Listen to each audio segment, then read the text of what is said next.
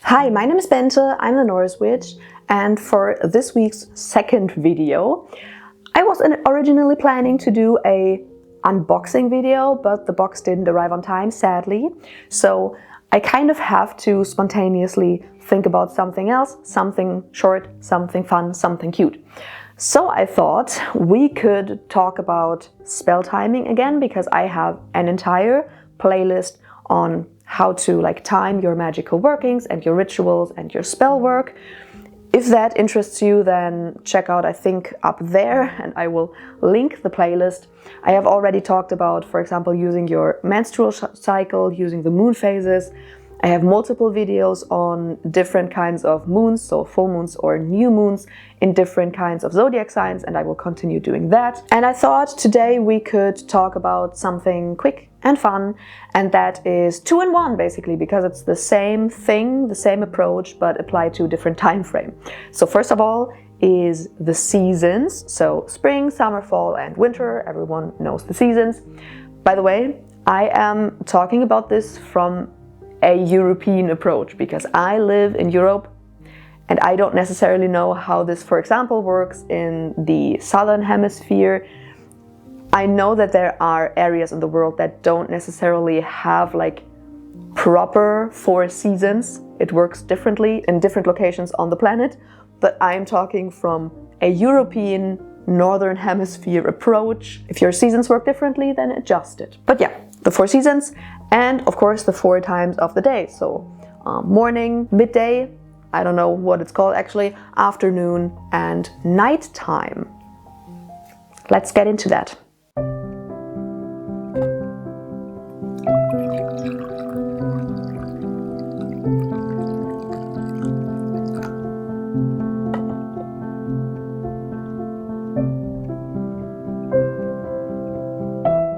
If you haven't seen my moon phases video yet, then that one will come in very handy for this video, because using the seasons and the times of the day for magical workings and spells and things like that is actually very, very similar. If you have not checked out my moon phases video yet, then make sure to check it out now. I will link it up here, I guess, I hope. I guess let us start with the times of the year, because that is probably the seasons are probably very intuitive for a lot of people. Because, for example, if we start in spring, there is, for example, a reason why in spring everyone feels like they should be spring cleaning, because everything is fresh and new. We're coming out of the dark times and we're getting into a renewal time. So all of the plants are starting to grow again. We see the color returning back to nature. Everything is getting green and colorful. Flowers are coming up, the birds are coming back, all of the animals are getting up and starting to go out again, and yeah, they have finished their hibernation time. So we just see a lot of life coming back in spring, and with that of course also comes, for example, spring cleaning, and a lot of people get more active in spring. And during the winter time, they were more hibernating a little bit, basically. This is very, very intuitive for a lot of people. As I said, there is a reason why we naturally started, for example, spring cleaning in spring and not during fall. So we basically have this new moon energy in spring. Cleaning, cleansing, basically preparing for the moon cycle ahead, so pre-planning. We can see the same approach applied to springtime, and that's something that just comes very naturally to most people. And of course, if we have the new moon in spring, then we have, for example, the full moon in summer, and that also makes total sense.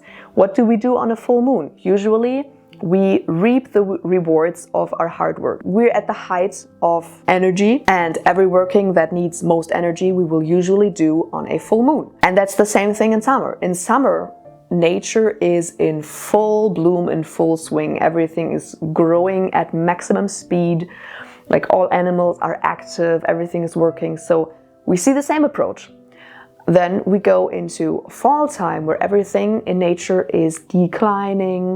The leaves are turning beautiful yellow, orange, red, brown colors and falling off the trees. Some plants are completely dying off just to return in spring. Some animals like prepare for winter time, for hibernation season. So everything is declining, the energy is declining, and we're basically getting rid of things and preparing for the dark time. And that is basically the same thing as we see during the waning moon. So during the waning moon, we would naturally do like banishings. We would get rid of stuff that we don't want. We can basically apply the same thing to fall time. The energy is declining, and with the energy declining, we can use that flow of energy to get rid of things that we don't want in our life anymore. So we could, for example, do banishings or cleansings or things like that during fall time. Because like all of the heavy work, all of the heavy manifestations and stuff, we already have done all of that during summertime, because there was the height of energy that was available. And now the energy is declining, so we're more like getting rid of things, slowing down. And then of course we have winter time, which is the dark time. There is not a lot of energy. Animals are hibernating, and a lot of people actually feel like hibernating too, because there's so little daylight. So of course we feel more tired all the time. It's for a lot of people just naturally a time for introversion, for going into yourself and maybe more reflecting more than doing. So it's more like staying at home, doing things for yourself, reflecting on your life, things like that, more than in summer where you go out with friends, you're very, very active. Again, this is the same thing that we see in the moon cycle. So for example, summer is the full moon, and winter is the dark moon. That is the time where a lot of people, a lot of magical practitioners won't even do any magical work. Some people will. I personally really like to do more baneful, darker stuff on a dark moon, and a lot of introspection, a lot of divination, a lot of shadow work, like evaluating things, evaluating like my life, evaluating my mental state, my everything basically. And that is what naturally comes to people during winter. There's, for example, also a reason why there are so many folk magic practices, like at least in European ones, you see a lot of divinatory practices around like Yule time, around Christmas, around New Year's. In the dark times you see a lot of protection being done. You see a lot of divination, a lot of reflection, a lot of introversion. Before, after winter, of course, comes spring again. So everything is growing again. So this is an endless cycle, and we see that not only in the seasons, but I feel like in the seasons it is most intuitively, naturally coming to most people. At least if you, as I said, experience the seasons pretty heavily, because you see the changes out in nature. It is very, very visible. It's not just an energetic shift like you would experience with the moon phases. With the moon phases, it's more of a feeling thing, because most people don't go out every night and look at the moon. But with the seasons during the year, you can see it very, very visibly. It's directly in front of your eyes, what's happening, and you grow up with it. It's just natural. So I feel like using that is very, very great for any magical practice. And I feel like a lot of people already do that. But of course, we can apply the same principle to the times of the day. Like we are in winter, in the dark moon period, we are least active. Of course, that's the same thing during nighttime. We are sleeping, we are dreaming.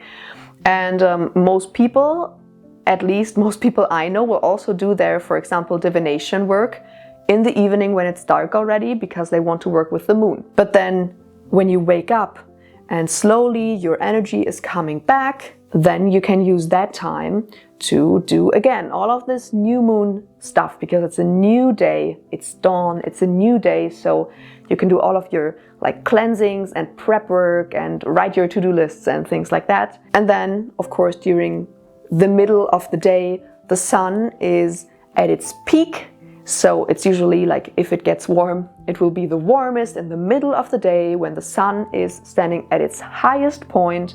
There is the most energy that you can work with. So full moon time, there is the most energy available that you will get during the day.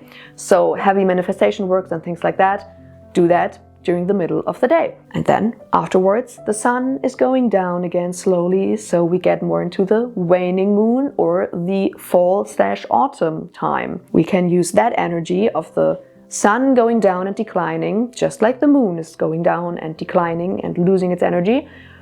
We can use that to, again, do all of the waning moon stuff, so banishings and cleaning and cleansing and getting rid of things and pushing people out of our lives, pushing spirits out of our home, pushing harmful energies out of our home. And then again, it is dark.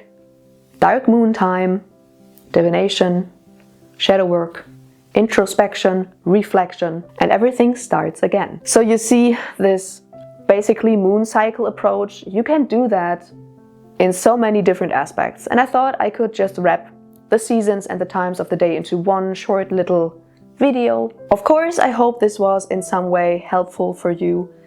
I feel like this is something that comes very natural to people, so I don't know how much new stuff I was telling you in this video, but maybe someone has not thought of this yet, so I hope for those people this was an interesting video. Of course, I will do a patron shout out as always.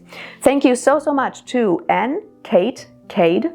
This is difficult now because I have a Kate and a Cade now directly under another. So Anne, Kate, Cade, Thistle, Adam, Z, Kent, Kelly, Brittany, Emerceline, Smolkata, Josh, Elinura, David, Kristany, Rixie Business, Valo, Annalena, Bast, Ashley, Erica, Kristen, John, Phoenix, Anton, Jenny, Maggie, Misty, Amy, Colette, Bethany, Timothy, Coffee, the Honorary Gossip Squirrel, and last but not least, Bjorn.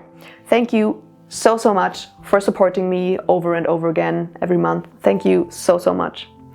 As always, I hope you enjoyed this video. If you did, make sure to subscribe and give a thumbs up, and definitely ring the bell down below so you're notified whenever I upload a new video.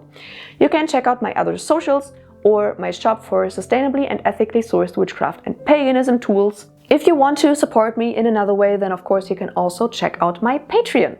And with that being said, I will see you in the next video. Bye!